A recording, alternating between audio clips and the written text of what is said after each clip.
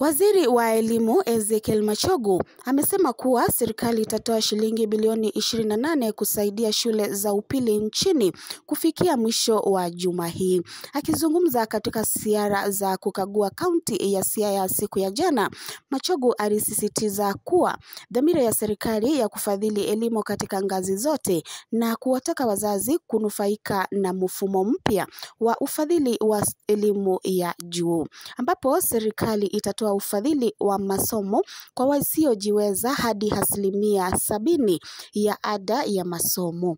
Waziri wa ICT Eliud Walo aliunga mkono tamko la Rais William Ruto la kutoa ajira katika anga ya kidijitali. Waziri Machogu pia alidokeza kuwa wizara itaanzisha upya orodha ya shule kulingana na idadi ya miti iliyopandwa ili kukabiliana na athari za mabadiliko ya hali ya hewa. The amount of money that the government is releasing this week in junior secondary and also in senior secondary is to a total of 28 billion. We have said principals of schools, one of the areas which is going to appear in your performance contracting is tree nurseries and the planting and the growing of trees.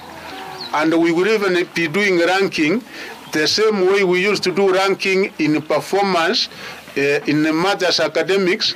We are going to do ranking, we are going to have competition, because in educational institutions we have two things. One, the resource we have run. We also have another resource known as human capital. We will go to each and every ward in this country and put up a digital hub at the ward, in the village. We want our brothers and sisters who are at home, some of those who have not been able to make it to university, to be trained in computers, and we will go ahead and get them jobs right there in the village.